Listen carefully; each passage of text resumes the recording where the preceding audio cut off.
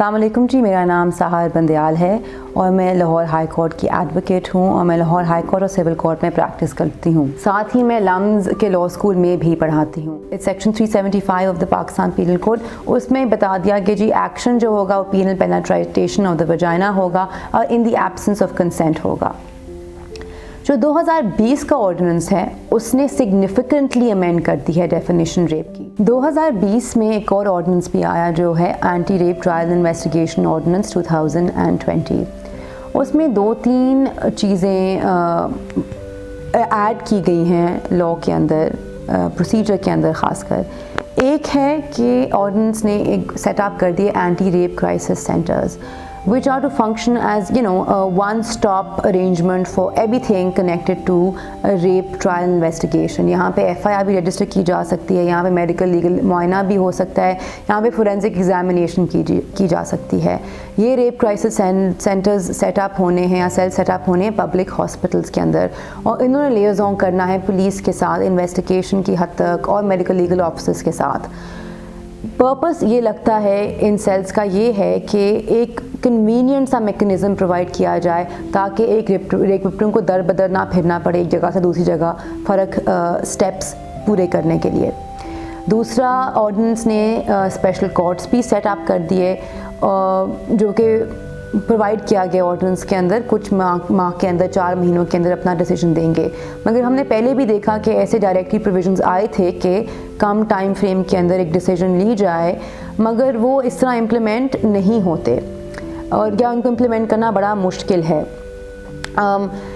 Ordinance के तहत ये भी बता दिया गया कि अब नादरा की मदद के ज़रिए एक सेक्स ऑफेंडर्स रजिस्ट्री क्रिएट की जाएगी, मगर रजिस्ट्री सिर्फ अवेलेबल होगी या कोर्ट को या पुलिस को। तो सवाल ये उठाया जाता है कि एक जनरल पब्लिक को एक्सेस नहीं है, या जिस तरह किसी स्कूल के अंदर लोग अप्लाई करते हैं और उनको पता करना है कि ये लोग सेक्स ऑफेंडर्स हैं या नहीं हैं, तो फिर पब्लिक किस तरह एक्सेस करेगी ये इन्फॉर्मेशन? क्योंकि अगर सिर्फ कोर्ट और पुलिस के पास है तो फिर जनरल पब्लिक को इसका क्या फ़ायदा। In addition to that ordinance ने ये भी प्रोवाइड कर दिया कि जी विटनेस प्रोटेक्शन प्रोग्राम्स को इम्प्लीमेंट किया जाएगा और जो विटनेसेस होंगे रेप केसेस में और जो विक्टिम्स होंगे उनकी सेफ्टी और सिक्योरिटी को इंश्योर किया जाएगा। Now we don't know how this will happen. The ordinance refers to the federal law governing witness protection, but there are witness protection laws even in Punjab, for instance. How will the two interact? साथ ही ये भी provide कर दिया गया कि legal representation, free legal representation दी जाए एक रेप विक्टिम को। ये हमारे कानून का पहले ही हिस्सा था। 2016 की तरमीम ने इसको ये प्रोविज़न ऐड की थी CRPC के अंदर। ऑर्डिनेंस ने इस प्रोविज़न को फिर हमारे कानून का हिस्सा बनाया है और हवाला दिया गया है again to the federal law governing legal aid. We have a provincial law in Punjab governing legal aid as well, and I'm sure there are other legal aid legislation in other provinces as well. मगर ये भी सवाल उठता है how will the two interact? Another significant development under the 2020 ordinance is that the ordinance provides for the establishment of a joint investigation team, JIT. Ordinance ने provide कर दिए कई सेक्शुअल ऑफेंसेस हैं, उनकी नौयत ऐसी है कि सीनियर पुलिस ऑफिसर्स उसकी इन्वेस्टिगेशन में एक JIT के ज़रिए करें।